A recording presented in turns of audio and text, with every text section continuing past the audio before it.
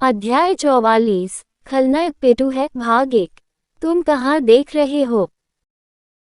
शैल की बात सुनकर मैं चौंक गया। शैल मुझसे ठंडे शब्दों में पूछ रही थी। उसे पहले से ही पता था कि मेरी नज़र क्ली पर है। ऐसा लग रहा था जैसे शैल का मूड खराब था। यदि आप इसके बारे में सोचते हैं तो ये कुछ हद तक समझ में आता है। चाहे वह मुझसे कितना भी प्यार न करती हो, अगर उसका मंगेतर किसी दूसरी औरत को घूरता है तो किसी को भी बुरा लगेगा। यहाँ तक कि मुझे भी अच्छा नहीं लगेगा अगर शैल किसी दूसरे लड़के को घूर कर देखे।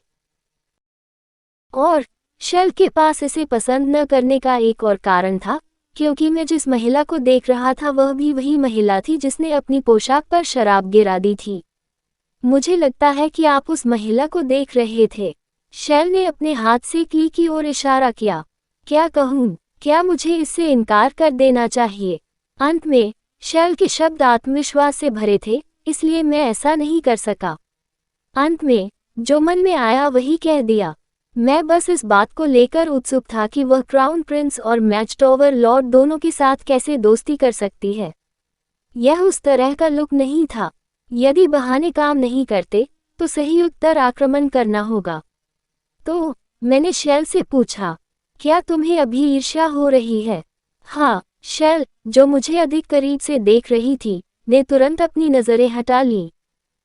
जैसा कि अपेक्षित था, उसके जैसी खलनायिका के लिए बहाना नहीं बल्कि हमला ही जवाब था। फिर शैल ने मैचटॉवर लॉर्ड की ओर देखा और कहा, अच्छा। मैं हंसा। कुछ दर्शक जो मैचटॉवर लॉर्ड के गंदे व्यक्तित्व के बारे में जानते थे, उनकी भी शैल जैसी ही भावनाएं थीं। हालांकि उन्हें डर था कि मैचटॉवर के जादूगर उसे देख लेंगे, उन्होंने अपनी अभिव्यक्ति छिपा ली। कुछ लोग जिन्होंने केवल मैचटॉवर लॉर्ड के बारे में सुना था, वे उनके प्रति सहानुभूति रखते थे। खैर, वह वास्तव में दयनीय लग रहा था, बेहोश हो गया। इसके अलावा उन्हें असली कारण नहीं पता था कि ड्यूक जेस्पेन और मैज मास्टर के बीच लड़ाई क्यों हो रही थी। वे केवल इतना जानते थे कि मैचटॉवर लॉर्ड ने ड्यूक जेस्पेन को द्वंद्व युद्ध के लिए चुनौती दी थी। क्योंकि यह तथ्य कि मैं मैचटॉवर मास्टर द्वारा घायल हुआ था, उपन्यास के मुख्य पात्रों ड्यूक जेस्पेन और शैल को छोड़कर अज्ञात है। मुझे नहीं पता था कि अगर यह बात एजरान बेस्लेट, जो मेरे पिता थे, को दे दी गई तो क्या होगा। यहाँ तक कि शाही परिवार भी मैचटॉवर लॉर्ड को आसानी से नहीं छू सका। तो क्या ये ड्यूक के लिए अलग होगा? हाँ, यदि उनके पास अच्छे कारण हो तो वे वास्तव में कार्रवाई कर सकते हैं। ऐसा लगता है कि मेरी चोट ही वह अच्छा कारण है। भले ही मैचटॉवर लॉर्ड के पास महान शक्ति थी, ये ड्यूक के लिए भी वैसा ही था। मैचटॉवर की शक्ति अभी तक पूरी तरह से मैचटॉवर लॉर्ड के हाथों में नहीं थी। वास्तव में दूर के भविष्य में उसके पास प्रचंड शक्ति के साथ महान शक्ति होगी, लेकिन अभी तक नहीं। बेशक उसके पास अभी भी काफी ताकत थी, लेकिन अगर प्रतिद्वंद्वी ड्यूक होता तो ये पर्याप्त नहीं था। इसलिए मुझे नहीं पता था कि अगर मामला ड्यूक एजरान तक पहुंच गया तो स्थिति क्या होगी। क्या होगा अगर मैचटॉवर लॉर्ड को निष्कासित कर दिया गया था? यदि हाँ, तो विकास मूल उपन्यास से बहुत अलग होगा। ये केवल स्वाभाविक था कि पुरुष लीड में से एक की पहचान बदल जाएगी। दाना जो दानाटॉवर लॉर्ड की सीट पर बैठेगा, वह भी बदल जाएगा। क्या मैचटॉवर के किसी भी मैग्स, जो जादू के पागल थे, एक सामान्य विचार प्रक्रिया के अधिकारी थे?